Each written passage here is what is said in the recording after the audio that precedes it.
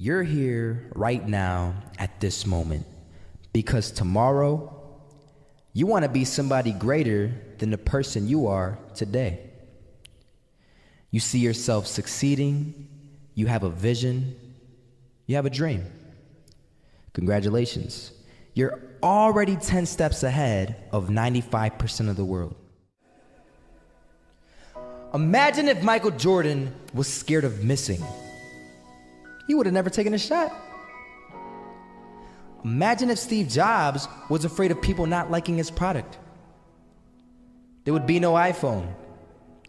So ask yourself this: do you want to be a person who fears failure, or do you want to be a person who loves success? Which one?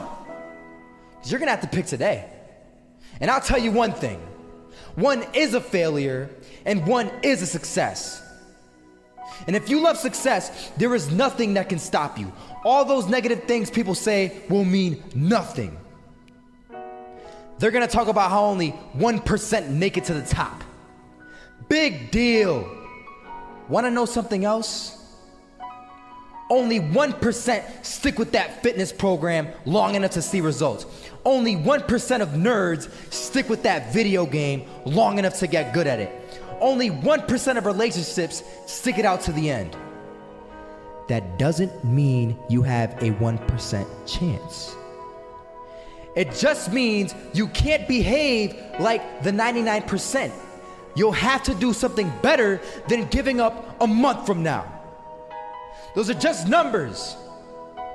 You want to talk about numbers? Take a look around you and take a good look around you. Are you like 99% of the people around you? If you are, then you're in the wrong video, my friend.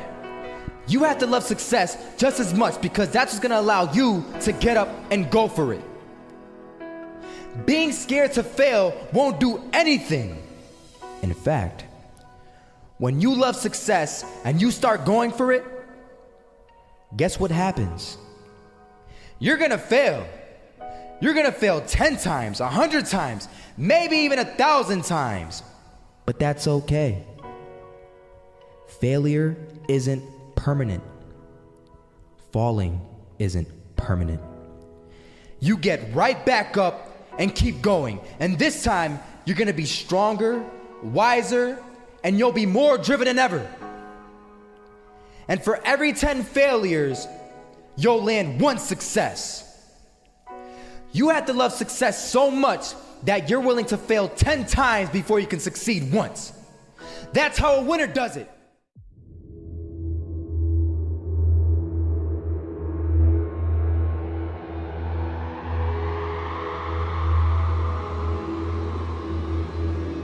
I'm not gonna lie. They had us. We weren't defeated, but they had us. But it took guts, it took an attitude. That's all it takes. That's all it takes to be successful is an attitude. And that's what our coach told us. He said, hey, it's gonna be tough. It's gonna be hard. You're gonna go out there, you're gonna battle, you're gonna fight, you're gonna do it for one, you're gonna do it for one another. Do it for each other, you're gonna do it for yourself, you're gonna do it for us, and you're gonna go out with this win. And we believe that, we truly did. And it's an awesome feeling. It's an awesome feeling when you truly believe that you're going to be successful. Regardless of the situation, regardless of the scoreboard, you're going to be successful because you put in all the time, all the effort. Misses that shot, can't land it, so it is going to be that retake scenario. Crims has the kid. Running close towards CT, Zivnik spots 3 of them out, but it's Olaf again to find Device, and Olaf coming in with 4.